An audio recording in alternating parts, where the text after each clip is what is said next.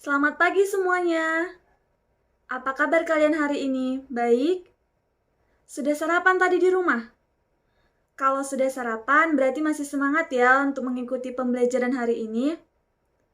Oke, sebelum pembelajaran kita dimulai, mari kita berdoa dipimpin oleh Adi. Silahkan Adi. Oke, terima kasih Adi. Sekarang saya absen kalian dulu ya. Adi, Bobby, Dinda, Rani, Risa. Oke, hari ini kelas ini hadir semua ya. Materi kita hari ini yaitu membuat kesepakatan melalui negosiasi. Tujuan pembelajaran kita hari ini yaitu yang pertama, merumuskan ciri teks negosiasi. Yang kedua, menjelaskan cara menyampaikan pengajuan dan penawaran. Yang ketiga, menjelaskan syarat tercapainya persetujuan atau kesepakatan.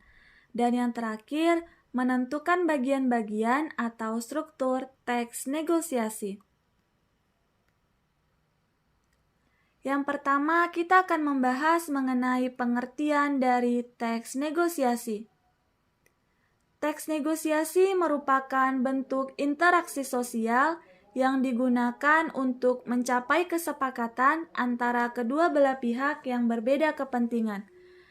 Interaksi sosial berarti dalam melakukan negosiasi, kita tidak dapat melakukannya sendiri. Kita memerlukan orang lain atau pihak lain yang digunakan untuk mencapai kesepakatan. Sebelum mencapai kesepakatan, kita memerlukan proses tawar-menawar atau kompromi atau berunding untuk nantinya dapat mencapai kesepakatan. Negosiasi harus dapat mencapai kesepakatan. Jika tidak dapat mencapai kesepakatan, maka hal tersebut tidak dapat dikatakan sebagai negosiasi antara kedua belah pihak yang berbeda kepentingan. Berbeda kepentingan di sini misalnya ketika kalian berbelanja di pasar. Kalian sebagai pembeli pasti ingin mendapatkan harga yang lebih murah. Sedangkan si penjual pasti menginginkan untung yang lebih besar. Nah, itu merupakan salah satu contoh dari kedua belah pihak yang memiliki kepentingan berbeda. Selanjutnya, tujuan teks negosiasi. Yang pertama, mengatasi atau menyesuaikan perbedaan. Perbedaan di sini dipecahkan, disatukan, atau diselesaikan agar nantinya dapat mencapai kesepakatan. Yang kedua, untuk memperoleh sesuatu dari pihak lain. Misalnya, ketika kalian di pasar, kalian ingin membeli barang yang kalian inginkan, sedangkan si penjual ingin barang yang ia jual itu laku. Yang ketiga, mencapai kesepakatan yang dapat diterima kedua belah pihak. Kesepakatan itu harus dapat diterima oleh kedua belah pihak. Tidak boleh hanya diterima oleh salah satu pihak saja. Selanjutnya, kita akan membahas ciri-ciri teks negosiasi. Yang pertama, adanya partisipan. Partisipan di sini merupakan orang yang berpartisipasi atau orang yang melakukan negosiasi. Yang kedua, adanya perbedaan kepentingan antara kedua belah pihak. Dalam melakukan negosiasi harus ada perbedaan kepentingan. Karena dalam negosiasi ini akan ada proses tawar-menawar, kompromi, atau berunding untuk nantinya dapat mencapai kesepakatan. Yang ketiga, adanya pengajuan dan penawaran. Dan yang terakhir, adanya kesepakatan. Kesepakatan ini merupakan hasil akhir dari proses negosiasi. Selanjutnya, cara menyampaikan pengajuan dan penawaran. Yang pertama, disampaikan secara sopan. Dalam menyampaikan pengajuan dan penawaran harus disampaikan dengan sopan. Kita tidak boleh menggunakan kata-kata yang dapat menyinggung atau menyakiti pihak lain. Yang kedua, tidak menekan pihak lain. Di sini kita tidak boleh memaksakan kehendak kita kepada pihak lain. Yang ketiga, saling menguntungkan. Dalam bernegosiasi, kesepakatan itu harus saling menguntungkan.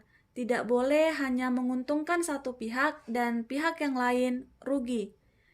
Dan yang terakhir disertai dengan alasan.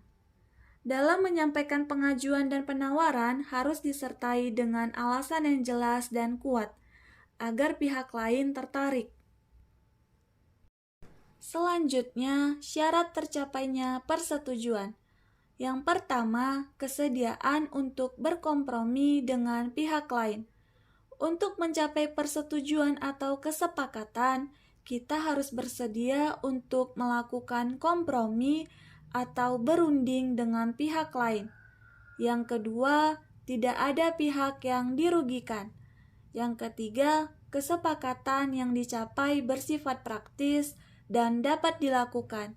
Dan yang terakhir, alasan yang disertakan mampu mempengaruhi pihak lain. Dan yang terakhir, kita akan membahas struktur dari teks negosiasi. Yang pertama ada orientasi. Orientasi merupakan pembuka dalam teks negosiasi. Orientasi ini dapat berupa salam pembuka atau sapaan. Yang kedua ada permintaan. Permintaan merupakan bagian yang menyatakan permintaan. Yang ketiga ada penawaran. Penawaran merupakan proses tawar-menawar untuk mencapai kesepakatan.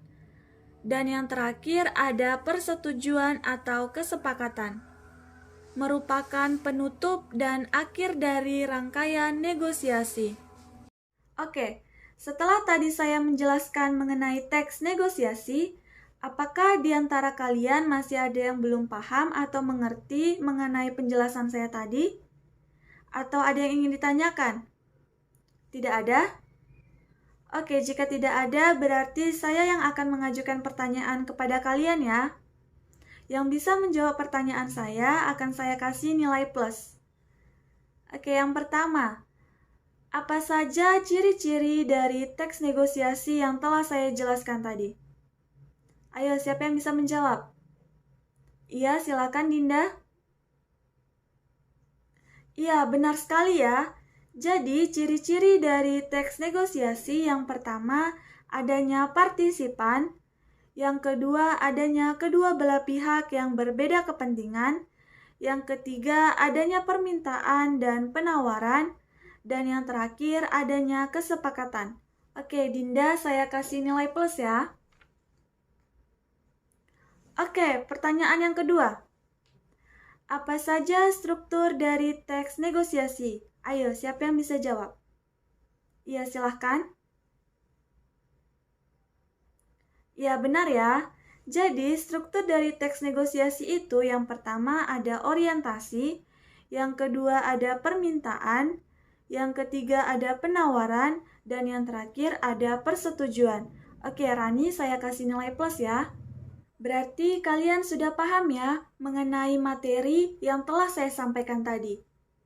Nah, sekarang saya akan memberikan kalian tugas.